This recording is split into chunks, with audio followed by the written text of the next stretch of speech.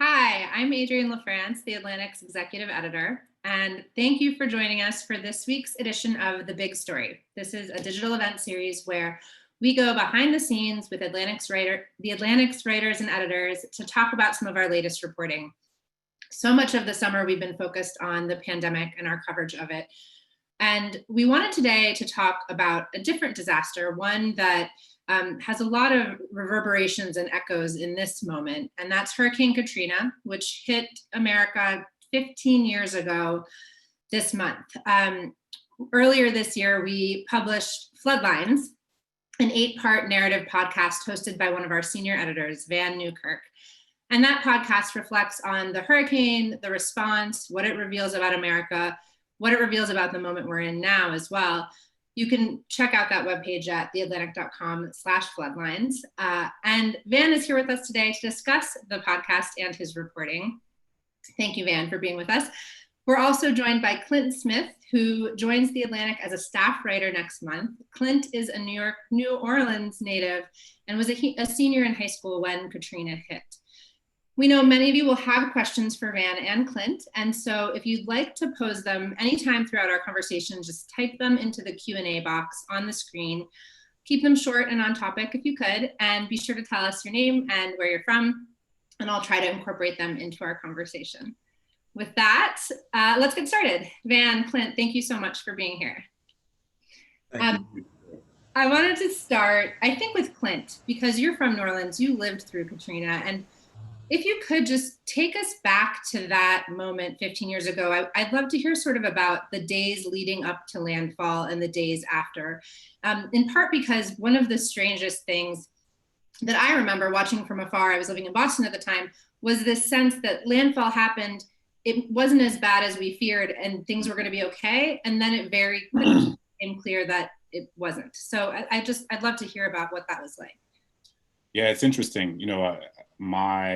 I've been reflecting a lot on the upcoming 15th anniversary, and I'm 31 years old, and so for me, it was almost half a lifetime ago. I was a senior in high school. I was 3 days into my senior year in high school, and what people need to understand, part of what people need to understand, I think, is that evacuating for hurricanes was a sort of annual phenomenon in New Orleans. Like, it is something that we did every year.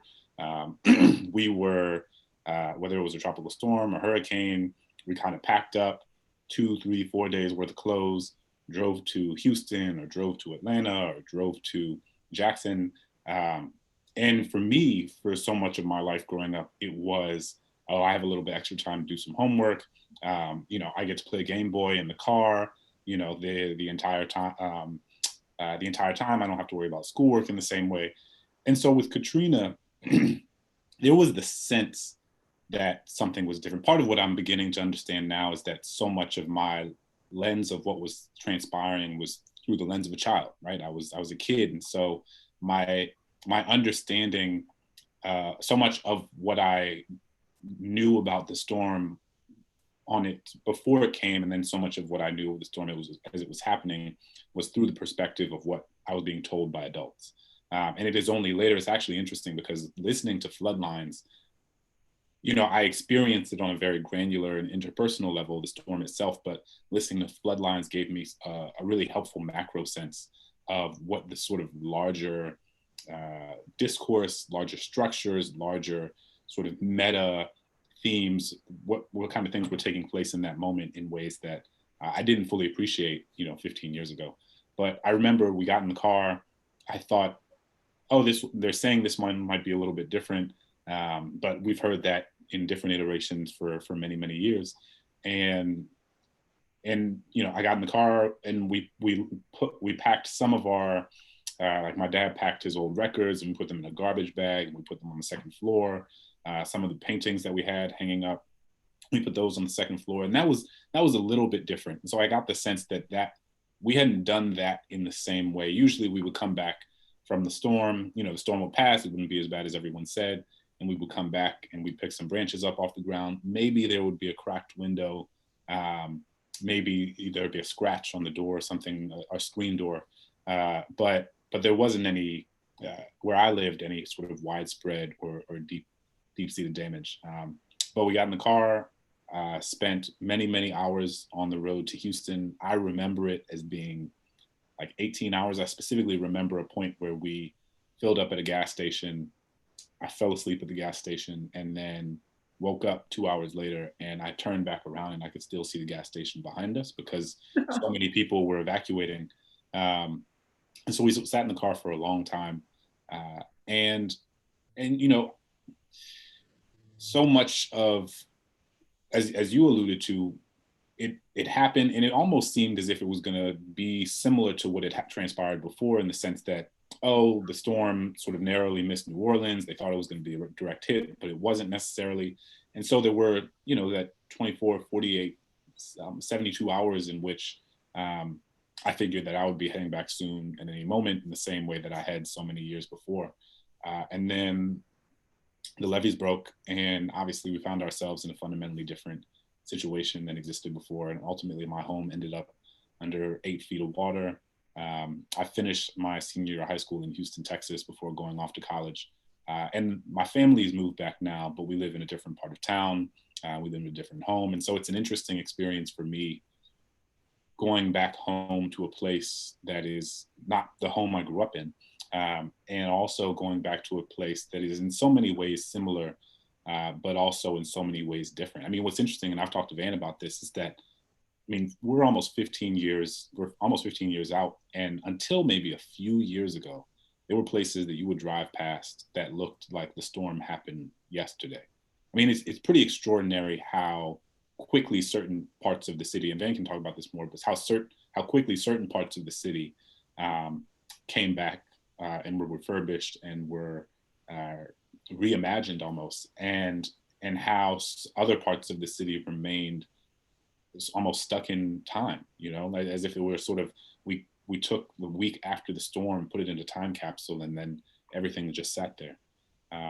But yeah, it was a strange experience, and I think in many ways, as an adult, I'm only now beginning to fully process so much of what happened during that time. Because for me, my disposition was always, you know, we had a home, we had extended family, and our home was destroyed, but, you know, I wasn't in the Superdome, I wasn't in the convention center, and as Floodlines so powerfully depicts, those were places saturated with desperation in ways that reflect the failure of our government, and also, you know, a situation that I didn't find myself in. So I think I struggled to give myself the space to grieve what had been lost.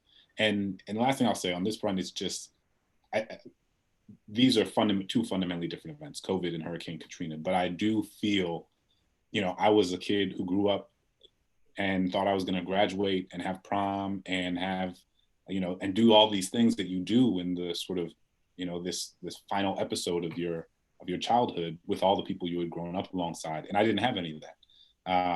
And so on that front, I very much feel for all the young people who thought they were going to graduate from college alongside their friends, all the young people who didn't get to go to their prom, who didn't get to finish their soccer season, who didn't get to, I mean, all of the small things, because the conversation around COVID is understandably so focused on who is dying, who is becoming sick.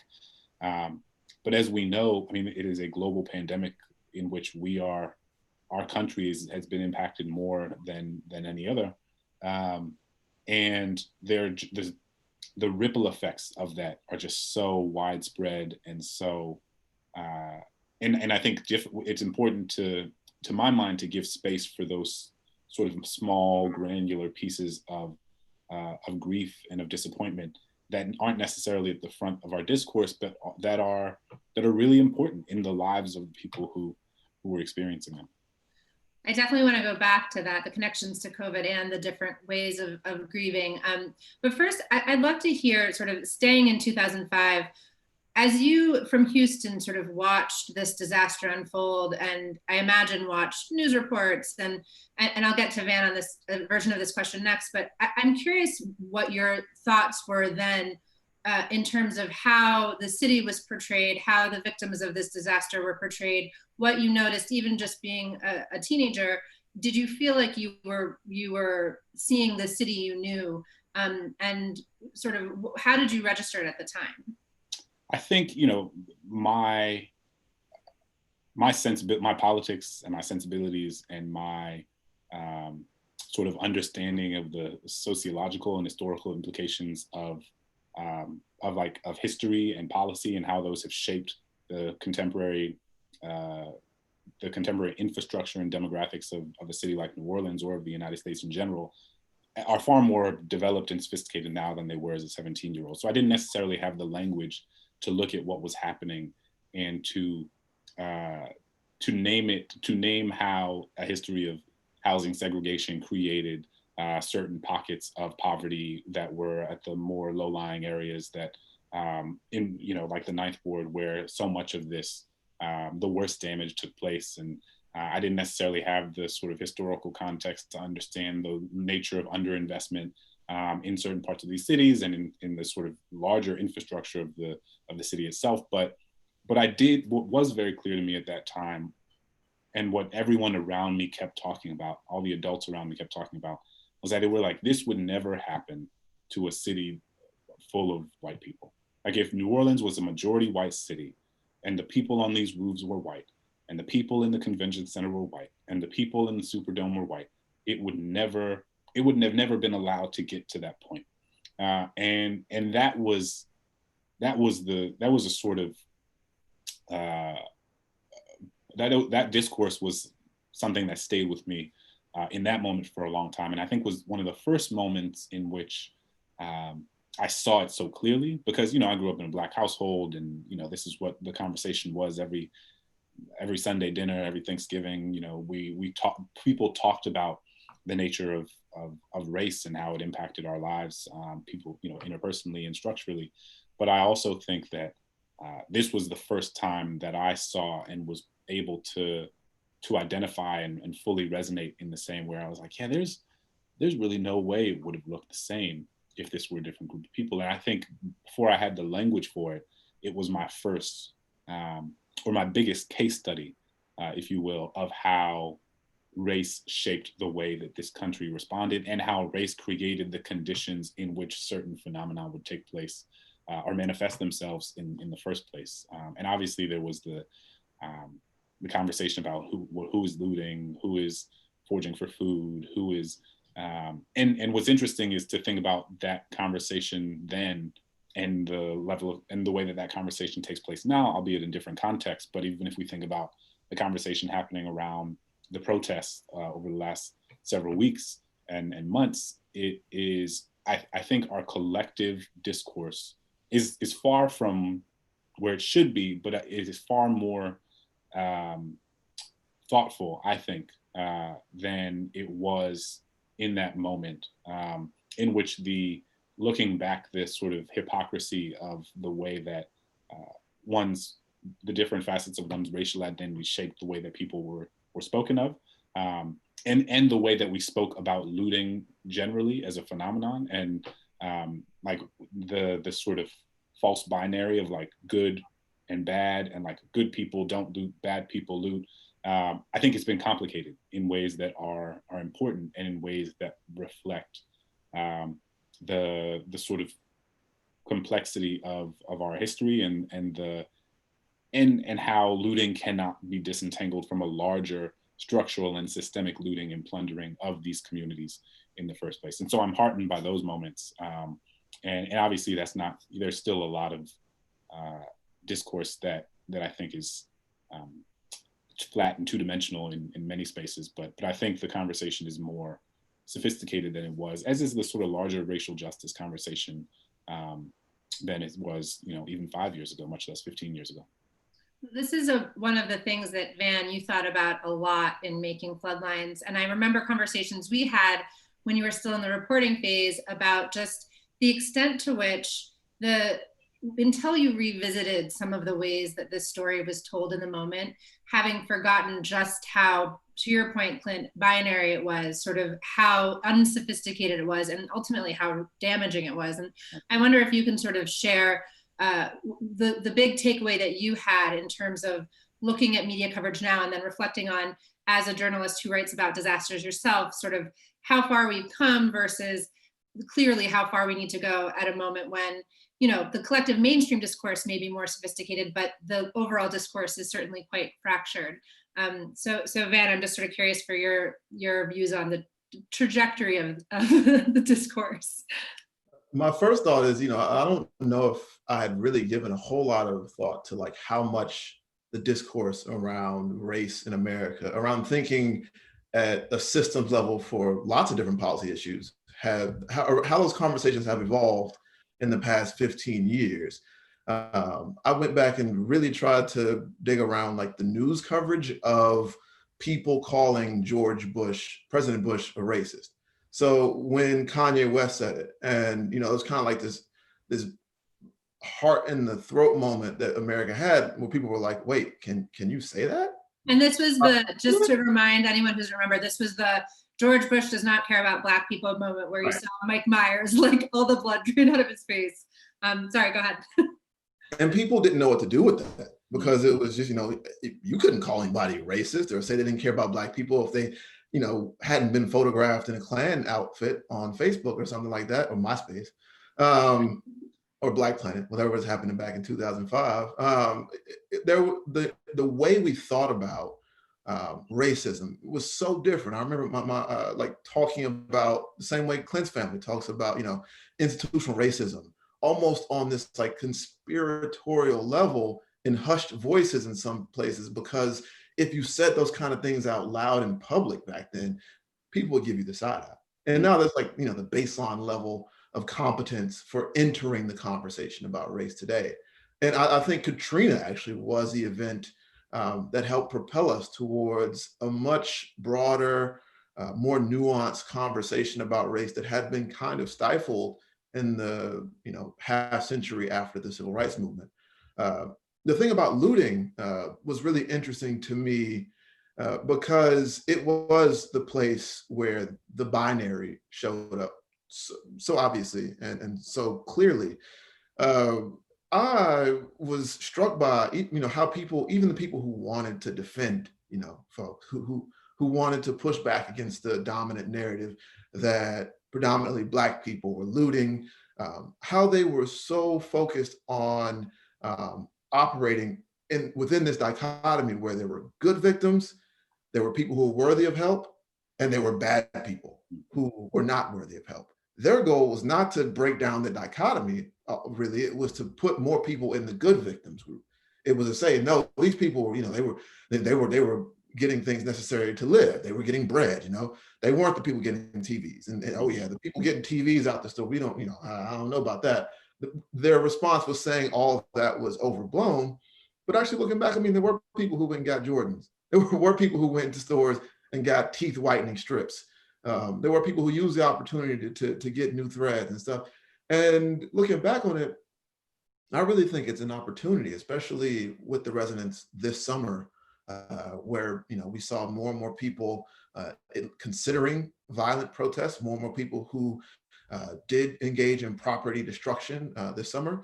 I think it gives us an opportunity to rethink that dichotomy, where we're still engaging in an exercise of who is and who isn't worthy of our help. Looking back at Katrina, I don't know if breaking into stores to get Jordans or TVs was necessarily as big a story as we wanted it to be. I think people were doing what people do, and they were doing it in the chaos that we know just throws all our priorities and lives out of whack. And so like right now, especially with COVID and knowing that COVID-19 disproportionately impacts Black and Latino communities and disproportionately affects people who might otherwise be considered unworthy victims. We know it's rampant in prisons right now. I think it's time now to take the lessons from Katrina and rethink what our entire paradigm about who is deserving of our assistance and who is not. I'm glad you mentioned the lessons and you both sort of alluded to how much we have grown more sophisticated in learning from what happened in Katrina or after Katrina. But it also strikes me that we have a lot of lessons we haven't yet learned. And that's another major theme of Floodlines. And I wonder, Vann, for you, when you think about whether this is in the context of COVID or anything else, the lessons that we still haven't absorbed, what sort of keeps you up at night when you think about like, okay, we really have to get this figured out as a society? Like, what's the scariest thing that we haven't really appreciated that we should have learned clearly from Katrina? The dominant, the most unlearned lesson from Katrina, I think, is that a lot of, we like to think that we're bad at preparedness, that we are just somehow like genetically unable to do it because it's against American individualism or something like that. But actually, what I think we should take away from Katrina is the way we set society up makes global preparedness for everybody impossible. And that's just where we are. If we continue to live in a world where people need to rely on school to eat, to feed their children, there will never be a situation where we can think about closing down schools for a disaster, for a disease, for a pandemic, without hurting poor kids the most. I think that just the way our priorities in this country, in this world often are set up, they will always create situations where it's just not possible to protect some people when the shoe drops. And I think there's a good book coming out from Andy Horowitz, History of Katrina, called Katrina, that talks about our dominant understanding of disasters in America is as these sudden disruptions in the social order. These things that always blindside us. If America's good at anything, it's being blindsided by a disaster. And that's just like the common thread. But really, the reason why we keep being blindsided is because we misunderstand it. We do not understand that disasters are really culminations. They are punctuations at the end of how we have organized society to that point. They are things that exacerbate social conditions on the ground. They are things that are always going to create disadvantages along the same lines by which disadvantages are already doled out in society. So you look at Katrina and New Orleans. I'm glad Clint brought up the fact of the geography of New Orleans, whereby mostly the safer places were the well-off. But actually, one of the main ways that inequality was perpetuated after Katrina was long after the flooding had gone away. It was in providing assistance and therapy and all the types of help that people need to come back to the city and live thriving lives. And that's one thing that we focused on in Floodlines, is all the ways after the flood that we had just not ever contemplated setting up a world that helps those people, and it failed them completely. It's such an important point. And I think your point about a disaster being a punctuation on top of existing social conditions is key. And one of the things Floodlines helped me understand was just how tenuously fragile the line is between a stable society and utter chaos. It's so much closer at any moment than we think. I want to go to a question from Evelyn. She asks, or she's studying natural disasters and effects of prolonged disruptions on children's education, timely topic, and wants to know, Clint, what impact did Katrina have on your educational trajectory? Oh, that's such a fascinating question. So I can only speak from my own experience, obviously. The truth is that Katrina had a myriad of different impacts on people depending on as Vann alluded to, one's social network, the sort of your pre-existing social capital, socioeconomic experience, where you ended up. And so I have a aunt and uncle who live in Houston, Texas. I can give it a sort of a bridge story. So I played soccer throughout my whole life. And before I became a writer, I was like, I'm definitely going to be a professional soccer player, no question. And then you grow up and realize Louisiana is not necessarily a hotbed of soccer talent against which to measure your skills. And so I did not become a professional soccer player, but I was pretty good, and I was recruited by several schools, and one of those schools was Davidson College. And so I had a range of different visits set up for the fall. And so this is the end of August, where I'd been on my aunt and uncle's couch for a week and a half, 2 weeks, watching this sort of devastation of what was happening on my television, watching CNN, seeing the grocery store down the street from me under 10 feet of water, and realizing that our home was probably done for. And it became evident pretty quickly that we would not be going back to school. And my high school was not going to reopen anytime soon. And so I ended up going on my visit to Davidson College early, and then had a great time, visited classes, watched the soccer team play. And in a moment of kind of precariousness in my own life, without visiting any other place, decided to commit to Davidson on the spot. I was like, this was great. This is where I'm going. And looking back, I think it's because I was craving some semblance of certainty or control in a moment that felt so out of control in so many ways. And so I was like, okay, now I'll know where I'm going to college. Great. Everything else in my life is disarray, but this is fine. And what happened the next day is that I went to the admissions office, and a woman named Deb Hogue, who worked in the admissions office at the time, opened this binder of schools. And she was like, where are you? Where's your family? Opened this binder of schools in Houston. And one of the schools that she, and sort of went through the list of schools that previous applicants to Davidson from Houston had come from, and gave several of these places a call, said, we have this family of 3 students who had to evacuate from New Orleans, because they were including my younger brother and my younger sister. And they're looking for a school. Doesn't look like they're going back anytime soon.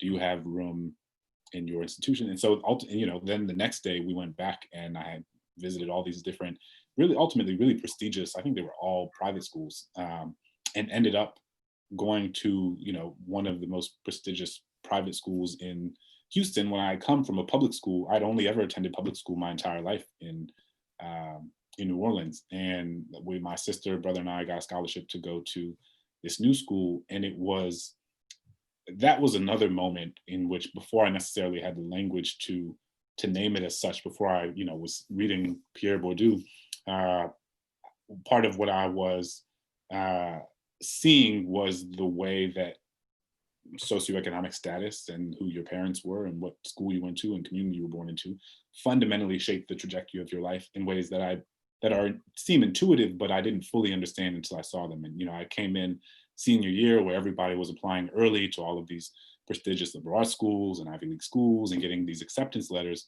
but there was also a completely different sense. There was a completely different social network, right? Like these school counselors, much less the parents of all of these students, had specific relationships to these institutions that facilitated, acceptance in ways that now we know, that has become clear through legacy admissions, through large donor or large financial gifts, and all these things that weren't reality or weren't possible for so many of the students that I attended school with in New Orleans. And it just made clear the ways that both the social capital, financial capital, and these sort of expectations of who you are supposed to be and where you are supposed to go, shape the trajectory of young people's lives, regardless of how hard they work or how smart they are. Because what was clear is that my classmates in New Orleans were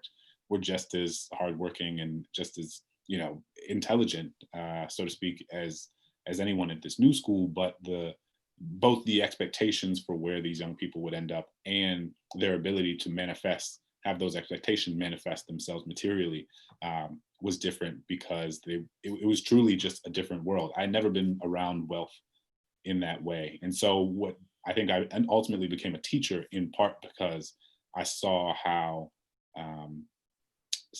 arbitrary the way resources are allotted are, and how so much of again, the trajectory of what people's lives look like is shaped by factors that exist far beyond themselves.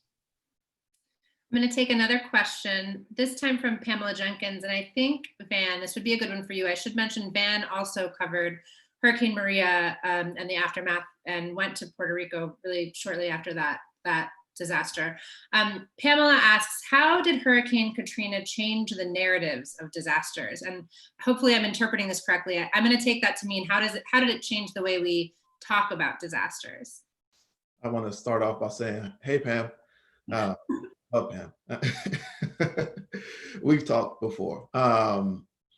So one thing that's actually really been interesting to me is how Katrina helped the response to Katrina, the fact that people organized after Katrina, all those things pushed what had been a fringe understanding of disasters, I believe, to that point, to the mainstream, which is what I just talked about.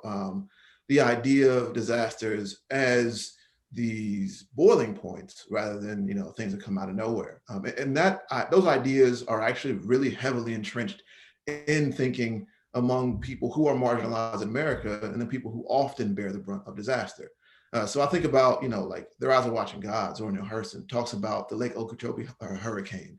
I think about all the blues that were created after the 1927 flood and the Mississippi River flood. Like there's so much in the Black canon and indigenous canons that talk about how these things are expressions of the underlying disorder in our built human environment. Like Audre Lorde on Generators and Survival talks about it, and that was Hurricane Hugo in '89. And these things were all part of the literature. They were all part of how some people understood disasters and how they experienced them to work. But they had not yet, I believe, become part of the general mainstream American consensus about them. And I think after Katrina, that has been changing. Now you have people talking about uh, all these things, the confluence of climate justice and thinking about justice and equality after disasters. You have people for whom Katrina was maybe their first major event, watching the news now, who are adults and who had no choice but to absorb the critique that came along with how media covered Katrina. And that's just kind of part of their way of life now. I think if I were to put it more concisely, Katrina changed our narrative of disasters by making us think more about the social conditions of disasters. And that's one thing that if there had been no Katrina and no change in awareness in that manner, the way we talk about COVID, I believe, would be totally different today. Well, let's talk about that for a minute, because we've sort of all alluded to the similarities between COVID and Katrina. And I know, Vann, we've talked before about sort of the extent to which Katrina is an unnatural disaster. And I think you could look at the pandemic through the same lens, but I'm curious even more to hear from you about what's different, and from you too, Clint, but maybe Vann, if you could start by saying, what is fundamentally different about this disaster compared with a disaster like Katrina, or Katrina specifically? Well, it's a lot less easy for certain people to ignore this one. It is, Katrina, it was a hurricane, it hit a city, it hit lots of people on lots of different levels of society. So it wasn't that you could ignore it, but a hurricane, a flood, mostly a flood, those things over time, can kind of quickly recede from the national memory. Right now, I think we are relearning this. We have to relearn the same lessons every week. And a lot more people are on alert now that it could be your grandparents, it could be your kids. You're thinking people are, I really think, things are not really real for a lot of folks until their kids become part of the conversation. And lots of people's children right now, this month, are part of that conversation. And I think it's unavoidable for people. You can't just turn the TV off and get out of COVID now. And it's global in its way. That for a lot of us haven't really seen anything like this in our lifetime. That is what I think is the biggest difference. If you were outside of New Orleans and didn't know people and really just didn't choose to care, you could turn your brain off, you could turn the TV off, you could not think about it. There is not really a way to escape it right now. And people are having to confront, all the different dimensions of this thing daily. Clint, for you, having experienced Katrina so personally and having now lived through this pandemic, does it feel the same? Is the sense of surreality similar, like just from an emotional place? Does it call to mind Katrina-esque feelings, or I'm just sort of curious for your reflections on that? Yeah, I think that, I mean, one, I'm obviously experiencing this as an adult with two toddlers, who are, I'm shocked have not run and started banging on my door yet. But I'm experiencing this as a parent, and versus as someone who was a person's child living in their home. And so I think I'm much more attuned to the way narratives are created, and attuned to the way the narratives move and shift and evolve over time.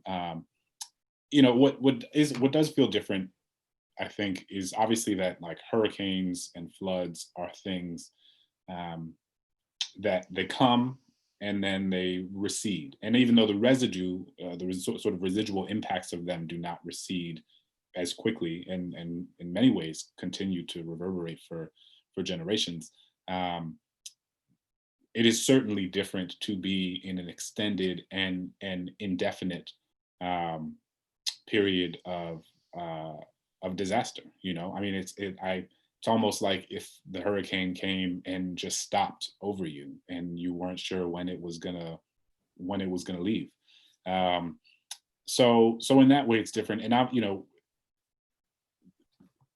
COVID obviously impacts Black, Indigenous, and Latino communities in ways that are disproportionate, and in ways that reflect, as Vann alluded to, the sort of larger systemic failures and larger historical realities that have shaped what contemporary racial inequality in this country looks like, and has taken that and just sort of exacerbated it to the nth degree.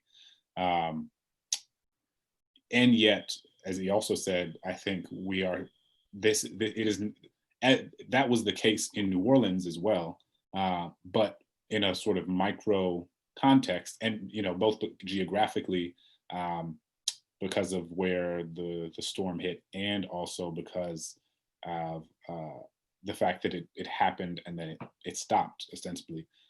It is a different thing for people who do not feel, for whom they walk around their communities, they take their kids on, to the park, and things feel normal in so many other ways, but they are unable to escape they are entangled in the reality of this in a way that obviously makes this the sort of pandemic that it is. So even if people are disproportionately impacted, it's not, in New Orleans after Katrina, if you lived uptown, you just came back home afterwards, right? And your home was largely in place and looked the same.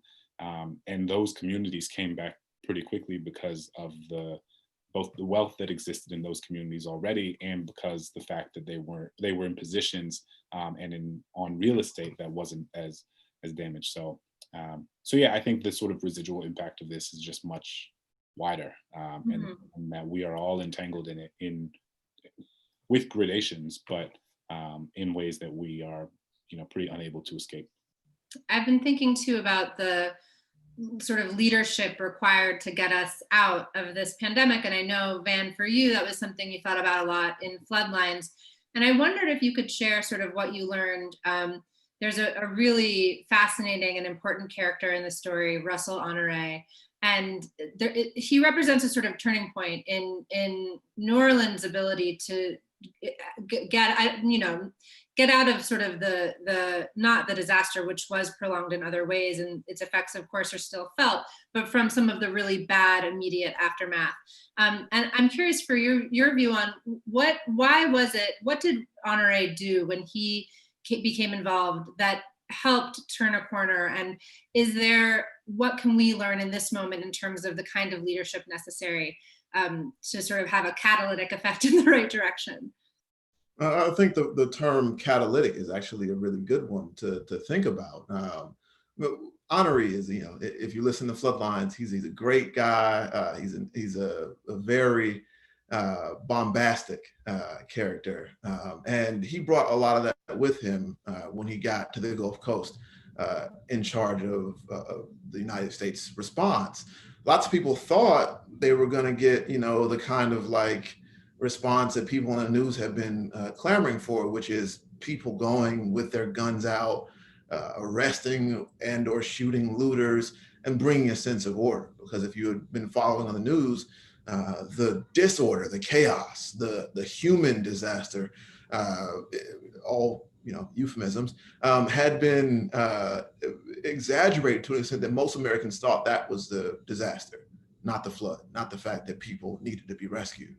And what he actually did was, you come to a conclusion pretty early on that, there's not a whole lot of options to take that are going to be different from administration to administration. You can get logistics, you can be more efficient at logistics, you can move more material from place to place, you can get your rations in place.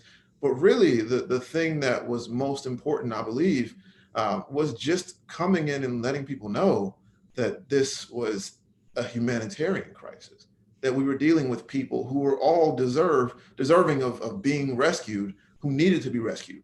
And that served as a catalyst for getting people to move where they otherwise had been kind of slow, where they had bought into some of the rumors and had slowed down their response because they believed there were snipers shooting at helicopters and ambulances, where people were reluctant to go into the convention center because they believed the news reports that there were armed, gunfights between gangs inside the convention center. People who had the level head to just turn down the temperature and say, these are people and we are going to do everything we can to save them. That helped immensely. And I think that's something we can take right now too, with coronavirus. There's a whole lot of people who are engaging in, really high stakes, really awful arguments and conversations about wearing masks, about who is worthy again and who isn't. And I think right now, effective leadership are going to be people who come in and say, we want to save all the Americans we can save. And that's how we operate from this day forward. I don't know if we've gotten a whole lot of that yet, at lots of levels. But it's kind of beyond some of the questions of logistics. I mean, they're obviously important. You need to be competent. You got to have plans in place. You need to have your pandemic response team ideally funded in advance of a pandemic, which would have been nice for us. You got to have all those things together. But then when it comes to making decisions that are just in the interest of not parsing who was deserving and not trying to figure out the political advantage of any situation, making sure that people get saved, their children and their grandparents are safe. It sounds really elementary, but it's something I believe we've had trouble with in a lot of disasters. I was muted, sorry. I could keep talking with you guys forever about this and would like to, but we're gonna leave it there. I wanna say thank you so much to everyone for joining us today. And thank you in particular to my brilliant colleagues, Vann and Clint. Everyone should read everything they write. And please do listen to Floodlines. It's a remarkable story. Again, you can find it at theatlantic.com/floodlines. And it will change the way that you understand this disaster and this country. And so thank you again for being here and hope to see everybody again soon.